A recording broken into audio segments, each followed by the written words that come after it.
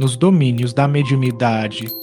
Oitavo livro da coleção A Vida no Mundo Espiritual, ditado pelo espírito André Luiz e psicografado pelo médium brasileiro Francisco Cândido Xavier, em 1955. Capítulo 8. Psicofonia sonambúlica. Sob a guarda de venerando amigo, que mais se nos afigurava um nome apostolar, pobre espírito dementado varou o recinto. Lembrava um fidalgo antigo, repentinamente arrancado ao subsolo, porque os fluidos que o revestiam era verdadeira massa escura e viscosa, cobrindo-lhe a roupagem e despedindo nauseabundas emanações. Nenhuma das entidades sofredoras que se acotovelavam à frente exibia tão horrenda faces. Aqui e ali, nos variados semblantes a se comprimirem no lugar reservado a irmãos menos felizes, as máscaras de sofrimento eram suavizadas por sinais inequívocos de arrependimento, fé, humildade, esperança. Mas naquele rosto patibular, parecendo emergir de um lençol de lama, aliavam-se a frieza e a malignidade, a astúcia e o endurecimento. Ante a expressão com que surgia de inopino, os próprios espíritos perturbados recuaram receosos. Na destra, o estranho recém-chegado trazia um azorrague que tentava estalar ao mesmo tempo em que proferia estrepitosas exclamações. Quem me faz chegar até aqui, contra a minha vontade? Bramia semiafônico. Covardes, por que me segregarem assim? Onde estão os abutres que me devoraram os olhos? Infames, pagar-me-ão caros ultrajes sofridos, e evidenciando o extremo desequilíbrio mental de que se fazia portador, continuava em rude tom de voz. Quem disse que a malfadada Revolução dos Franceses terá reflexos no Brasil? A loucura de um povo não pode alastrar-se a toda a terra. Os privilégios dos nobres são invioláveis. Vem dos reis, que são indiscutivelmente os escolhidos de Deus. Defenderemos nossas prerrogativas, exterminando a propaganda dos rebeldes e regicidas. Venderei meus escravos alfabetizados, nada de panfletos e comentários da rebelião. Como produzir sem o chicote no lombo? Ativos são cativos, senhores são senhores. E todos os fujões e criminosos conhecerão o peso dos meus braços. Matarei sem piedade. 5 troncos de suplício. 5 troncos. Eis aquilo de que necessito para refazer a nossa tranquilidade. Foi um fazendeiro desumano, esclareceu nosso orientador amigo. Desencarnou nos últimos dias do século XVIII, mas ainda conserva a mente estagnada na concha do próprio egoísmo. Nada percebe, por enquanto, senão os quadros interiores, criados por ele mesmo, constando de escravos, dinheiro e lucros da antiga propriedade rural em que enterrou o pensamento, convertendo-se hoje em vampiro inconsciente de almas reencarnadas que foram queridas no Brasil colonial. Com todo o respeito que devemos à fraternidade, podemos dizer que ele nada mais fora que desapiedado algoz dos infortunados cativos que lhe caíam sob o guante de ferro. Detentor de vastíssimo latifúndio, possuía consigo larga legião de servidores que conheceram, de perto, a tirania e a perversidade. Valendo-me da pausa espontânea, fitei o rosto do triste recém-chegado, com mais atenção, reconhecendo que os seus olhos, embora móveis quanto os de um felino, estavam vidrados, mortos, e a apontar para aquelas órbitas inexpressivas, quando o instrutor, adivinhando meu impulso, acrescentou: odiava os trabalhadores que lhe fugiam às garras, e quando conseguia arrebatá-los ao quilombo, não somente os algemava aos troncos de martírio, mas queimava-lhes os olhos, reduzindo-os à cegueira para escarmento das senzalas. Alguns dos raros quilombolas que resistiam à morte eram sentenciados, depois de cegos, às mandíbulas de cães bravios, de cuja sanha não conseguiam escapar. Com semelhante sistema de repressão, e instalou terror em derredor dos seus passos, granjeando, então, fama e riqueza. Contudo, veio a jornada inevitável do túmulo e, nessa fase nova, não encontrou senão desafetos a se levantarem junto dele na feição de temíveis perseguidores. Muitas vítimas de alma branda lhe haviam desculpado as ofensas, mas outras não conseguiram a força para o perdão espontâneo e converteram-se em vingadores do passado a lhe acumularem o espírito de afetivo pavor. Emaranhado nas teias da usura e fazendo duro o único poder em que acreditava, nem de leve se sentiu transportado de um modo de vida para outro através da morte. Cresci num cárcere de trevas, atormentado pelos escravos, prisioneiro das próprias vítimas. Vive, assim, entre a desesperação e o remorso, martirizado pelas reminiscências das flagelações que decretava e hipnotizado pelos algozes de agora, os quais no pretérito foi verdugo, vê-se reduzido à extrema cegueira, por se lhe desequilibrarem no corpo espiritual as faculdades da visão. Enquanto se nos alongava o entendimento, o infeliz foi situado junto de Dona Celina.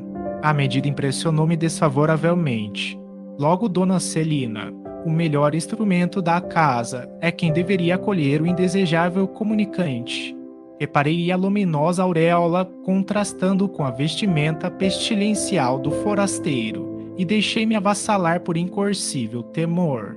Semelhante providência não seria o mesmo que entregar uma harpa delicada às patas de uma fera? Aulus, porém, deu-se pressa em explicar-nos.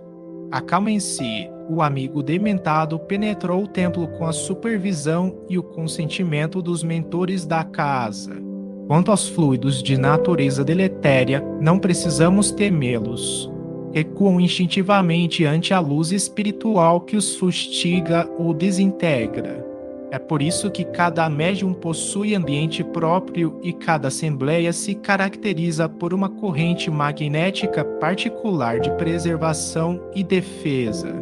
Nuvens infecciosas da Terra são diariamente extintas ou combatidas pelas irradiações solares e formações fluídicas, inquietantes, a todo momento são aniquiladas ou varridas do planeta pelas energias superiores do espírito. Os raios luminosos da mente orientada para o bem incidem sobre as construções do mal à feição de descargas elétricas. E, compreendendo-se que mais ajuda aquele que mais pode, nossa irmã Celina é a companheira ideal para o auxílio desta hora. Indicando-a, exclamou: observemos. A médium desvencilhou-se do corpo físico, como alguém que se entregava a sono profundo, e conduziu consigo a aura brilhante de que se coroava. Clementino não teve necessidade de socorrê-la. Parecia feita aquele gênero de tarefa. Ainda assim, o condutor do grupo amparou-a solícito. A nobre senhora fitou o desesperado visitante com manifesta simpatia e abriu-lhe os braços, auxiliando-o a senhorear o veículo físico, então em sombra. Qual se for atraído por vigoroso ímã, o sofredor arrojou-se sobre a organização física da médium, colando-se a ela instintivamente.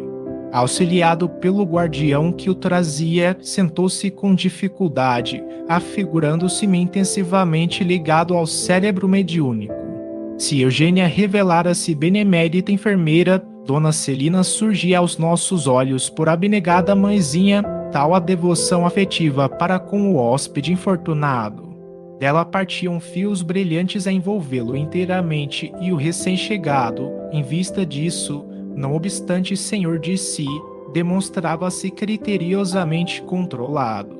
Assemelhava-se a um peixe em furiosa reação entre os estreitos limites de um recipiente que, em vão, procurava dilacerar.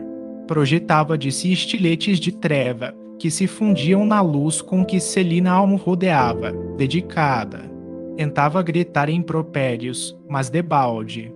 A médium era um instrumento passivo no exterior, entretanto, nas profundezas do ser, mostrava as qualidades morais positivas que eram conquista inalienável, impedindo aquele irmão de qualquer manifestação menos digna.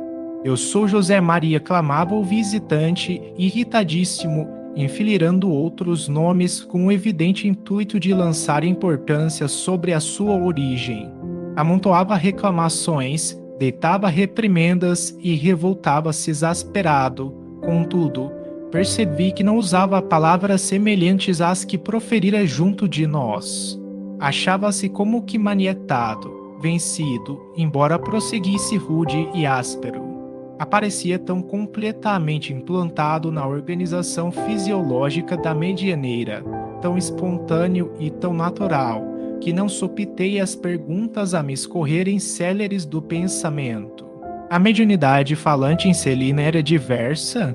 Eugênia e ela se haviam desligado da veste carnal durante o trabalho, porque a primeira se mantivera preocupada, qual enfermeira inquieta, enquanto que a segunda parecia devotada tutora do irmão dementado, seguindo com cuidados de mãe, porque numa delas a expectação atormentada e na outra a serena confiança.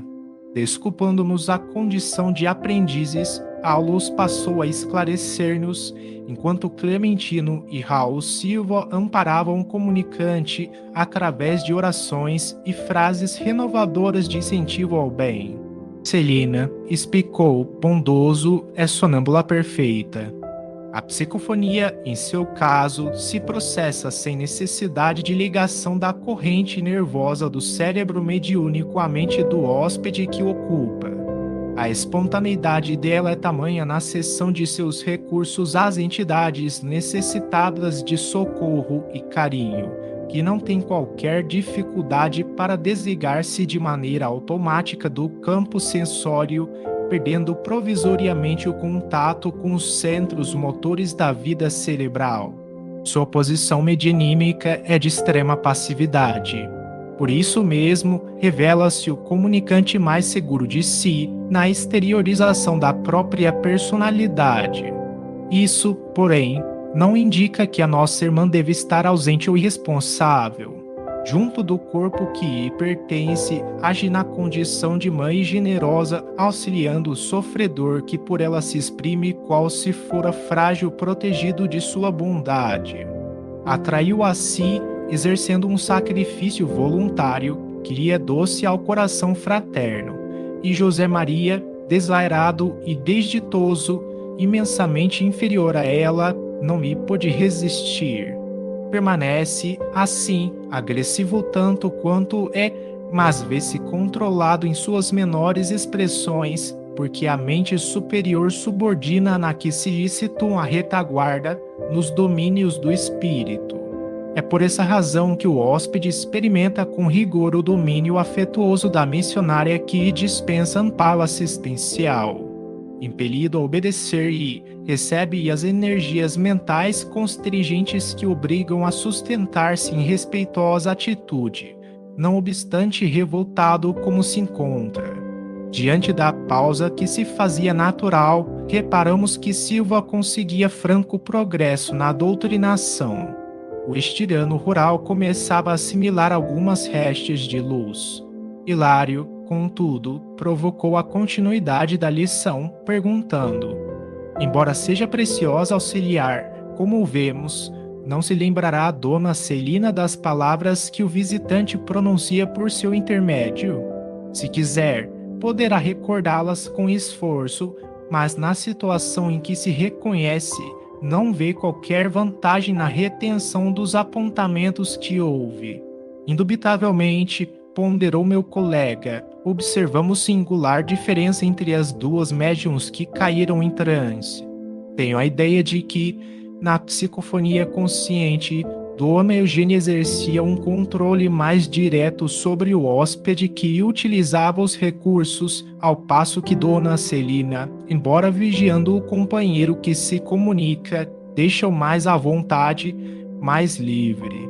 Caso não fosse Dona Celina trabalhadora hábil, capaz de intervir a tempo em qualquer circunstância menos agradável, não seria de preferir as faculdades de Dona Eugênia? Sim, Hilário, você tem razão. O sonambulismo puro, quando em mãos desavisadas, pode produzir belos fenômenos, mas é menos útil na construção espiritual do bem. A psicofonia inconsciente, naqueles que não possuem méritos morais suficientes à própria defesa, pode levar à possessão sempre nociva, e que, por isso, apenas se evidencia integral nos obsessos que se renderam às forças vampirizantes. Hilário refletiu um momento e tornou a considerar. Aqui, vemos a médium fora do vaso físico, dominando mentalmente a entidade que lhe é inferior. Mas e se fosse o contrário? Se tivéssemos aqui uma entidade intelectualmente superior senhoreando mentalmente a médium? Nesse caso, redarguiu o paciente interlocutor, Celina seria naturalmente controlada. Se o comunicante fosse, nessa hipótese, uma inteligência degenerada e perversa, a fiscalização correria por conta dos mentores da casa e, em se tratando de um mensageiro com elevado patrimônio de conhecimento e virtude, a médium apassivar-se-ia com satisfação, porquanto ia aproveitaria as vantagens da presença, tal como o rio se beneficia com as chuvas que caem do alto. O instrutor ia continuar, mas Clementino solicitou o concurso para a remoção de José Maria que, algo renovado, principiava a aceitar o serviço da prece, chegando mesmo a atingir a felicidade de chorar. Nosso orientador passou a contribuir na assistência ao visitante, que foi novamente entregue ao amigo paternal que o trazia a fim de internar-se em organização socorrista distante.